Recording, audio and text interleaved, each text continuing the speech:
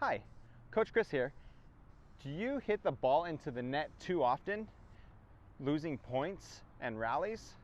Well, if you are, you might not be getting underneath the ball enough.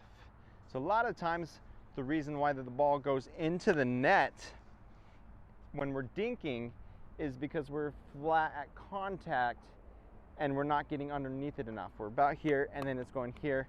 And every once in a while, we might get lucky with it going over, and then that's when the speed battles come where it goes fast back and forth because you created that first shot going low and a little bit faster. So what we want to do is get underneath that ball to lift it, give it a little shape, a little arc, kind of like my paddle here. You're going to make it go up and over the net, creating it to go a little bit softer so that you have that clearance over the net. So one way that you can practice this to get better at dinking, if you don't have a partner, what I like to do is just bounce the ball and get underneath it, because now I'm starting to make sure my paddle drops below the ball so that I can lift it up. Remember, too often we're here, we're not getting underneath it. If we just get underneath and lift it a little bit more, then you're going to be able to keep that dink rally going and staying patient and neutral in that. Okay, so practice this. The ball doesn't bounce very high, so we have to use our legs a little bit. Just like when we're dinking in our rallies, we got to use our legs and get down. We got to get below that ball.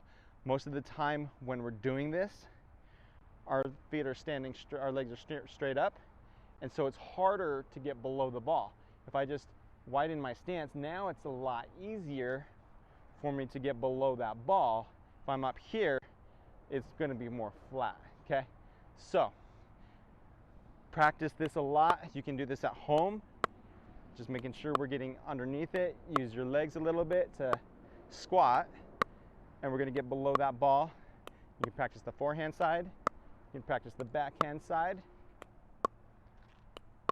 and then you can even alternate back and forth, making sure we're getting underneath that ball instead of hitting it flat where it's going to go more forward than up. Okay, so I hope that helps you. Practice this. When you're practicing with a partner, do the same thing. Just focus on getting below that ball using your legs instead of standing straight up. Okay? So another great drill that you can do to add on to this, getting underneath and lifting it, is the self rally with yourself over the net. So this one you'll get a little bit tired because you're going to be moving back and forth, but we're going to really focus on getting underneath that ball, lifting it up. And so as we're doing this, you're not going to want to hit it too far in the middle because it's going to be hard to reach and run way around here. So I'm going to try to keep it right about here so I don't have to move as much. And this also helps with ball control. We're really trying to be in control of that ball so that the ball's not controlling you. Okay, so watch how high the ball bounces. It's not bouncing very high, it's about here, so I have to get underneath to lift it.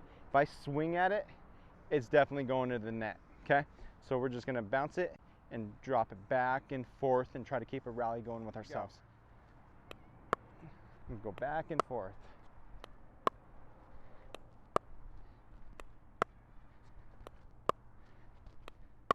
And as you can see, you really get your legs involved because we have to get below that ball and step and lunge. And you can do this all day, get a good workout with it. We're working on a little bit of movement at the same time, but we're focusing on making sure we're below that ball so we can hit a good dink as we're playing our game. Okay. Hopefully that helps your game. If you have any questions, reach out to me. I'm here to help, and I just love pickleball, as I know you do too.